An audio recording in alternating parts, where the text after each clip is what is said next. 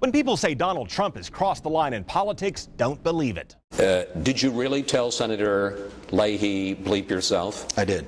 If you think only Trump hurls insults and that tone would never fly in the White House, think again. General? Yes, sir. That Air Force has caused itself more grief with that silly bastard. She's a terrible old bag. Oh, she's an old bitch in my estimation. That's right. What's he doing Why up would there? he do that? He's a jackass.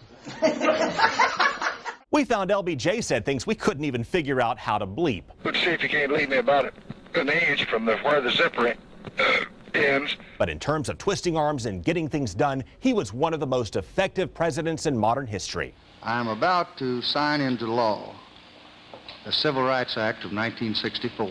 But there's still this perception that a performer who once supported Democrats could never win the Republican race, especially after throwing insults at women. Well, I can change that in a hurry.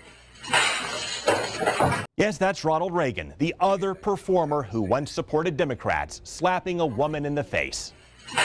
Then there's another Republican governor who built his brand on movies that glorify profanity and violence, and you could argue violence against women. Now remember, I can break your neck like a chicken. Of course, Reagan and Schwarzenegger were just performing. But remember, Trump's a performer too.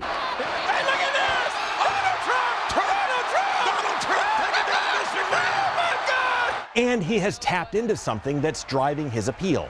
I think the big problem this country has is being politically correct. George Carlin once described it as left-wing paternalism. It presents itself as fairness, yet attempts to restrict and control people's language with strict codes and rigid rules. Performers who've used shock and exaggerated farce in the past to expose problems would have problems airing the same content today. And some of our greatest literary works, from D.H. Lawrence and James Joyce to Jonathan Swift and Ezra Pound, exist because they escaped the censor's axes. Today, writers and performers like Jerry Seinfeld say we keep moving in the lines for no reason. And that's how Trump being Trump is resonating with a lot of people. I don't frankly have time for total political correctness.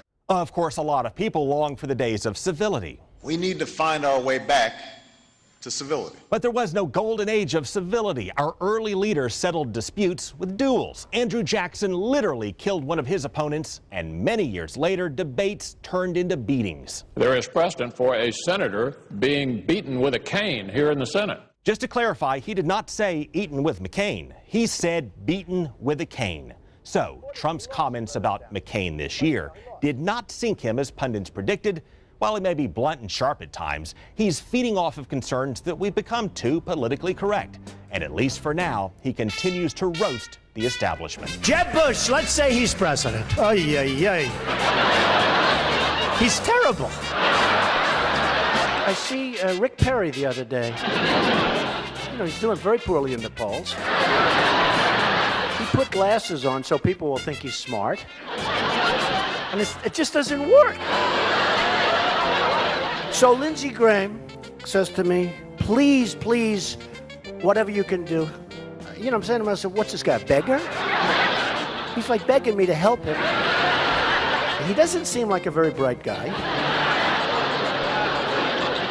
He actually probably seems to me not as bright, honestly, as Rick Perry.